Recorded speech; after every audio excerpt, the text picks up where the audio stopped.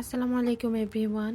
এই অর্ডারটা ছিল একটা হোয়াইট ফরেস্ট কেকের। অর্ডারটা অনেকদিন আগেই ছিল। কেকটা রেডি করার জন্য আমি প্রথমে এখানে 3 ধরনের ক্রিম দিয়ে হোয়াইট চকলেটটা একটু গুঁড়া করে দিয়েছি।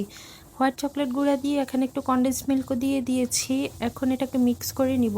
সাথে আমি দিয়ে দিয়েছি 1 কৌটা পরিমাণ চেরি ফিলিং।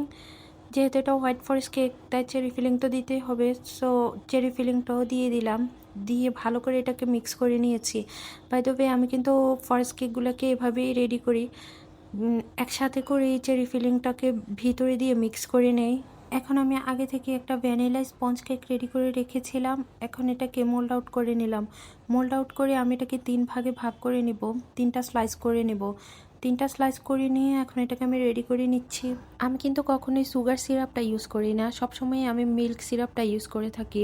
আমার এই প্রথমবারের মতো ফরেস্ট কেকের অর্ডার এসেছিল। কি ডিজাইন হবে এটা কিন্তু বলে দেয়নি, শুধু বলেছিল যেন একটু ব্লু এর ছোঁয়া থাকে বা যেন একটু ব্লু শেডটা থাকে।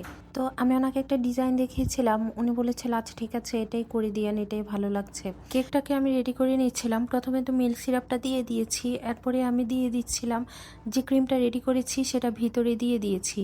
দিয়ে আমি এটাকে স্প্রেড করে দিয়ে এটাকে রেডি করে নিচ্ছি লেয়ার লেয়ার দিয়ে। ক্রিমটা কিন্তু আমি খুবই কম ইউজ করি, খুব বেশি পরিমাণে ক্রিম কিন্তু আমি ইউজ করি না। নর্মালি আমি এমনই ক্রিম ইউজ করি। অনেকে ক্রিম খুব বেশি খেতে চায় না, দ্যাটস ওয়াই ক্রিমটাকে একটু কমই ইউজ করা হয়। এখন আমি এটাকে ক্রাম কোট করে রেখে দিব আধা ঘন্টার জন্য ফ্রিজে। আধা ঘন্টা পরে আমি এটাকে বের করে এখন আমি উপরে ডিজাইনটা করে নিব। বাই দ্য ওয়ে, আমি কিন্তু এখন সকল রকমের কেকে ডেলিভারি করে থাকি। আপনারা চাইলে কিন্তু আমার পেজে অর্ডার করতে পারেন। বার্থডে, অ্যানিভার্সারি বা যে কোনো উপলক্ষেই আপনারা কেক অর্ডার করেন না কেন, আমার পেজে অর্ডার করতে পারেন। এখন আমি কেকটাকে ভালোভাবে ক্রিম দিয়ে ফিনিশিং করে নিব। ফিনিশিং করা হয়ে গেলে, মোটামুটি একটা ফিনিশিং করা হয়ে গেলে আমি এর উপরে ব্লু এর শেডটা দিয়ে দিচ্ছি। একটু হুইপ ক্রিমের মধ্যে ব্লু কালারটাকে মিক্স করে আমি এখন কেকের গায়ে লাগিয়ে দিচ্ছি। এতে করে খুবই সুন্দর একটা কালার আসে। আর ফিনিশিংটা দেওয়ার জন্য আমি কিন্তু সবসময় ইউজ করি ভিজিটিং কার্ড। ভিজিটিং কার্ড দিয়ে আমার কাছে মনে হয় যেন ফিনিশিংটা ভালো আসে। অনেকে অনেক রকমভাবে ফিনিশিং দিয়ে থাকেন।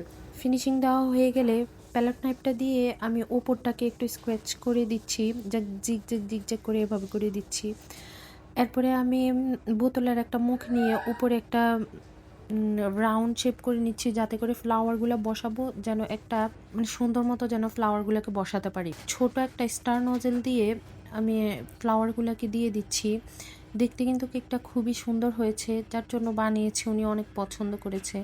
কাস্টমার যদি কেক পছন্দ করে, ডিজাইন পছন্দ করে, তাহলেই কিন্তু নিজের কাছেও অনেক ভালো লাগে। এই ফ্লাওয়ারগুলোর ভিতরে কিন্তু আমি ইয়েলো শেডটা দিয়ে একটু সুন্দর করে কলি করে দিয়েছি, দেখতে কিন্তু অনেক সুন্দর হয়েছে কেকটা। আচ্ছা, কারা কারা আমার এই ভিডিওটি কোথা থেকে দেখছেন প্লিজ জানাবেন। ভিডিওটি যদি ভালো লেগে থাকে তাহলে অবশ্যই লাইক, কমেন্ট অ্যান্ড শেয়ার করবেন।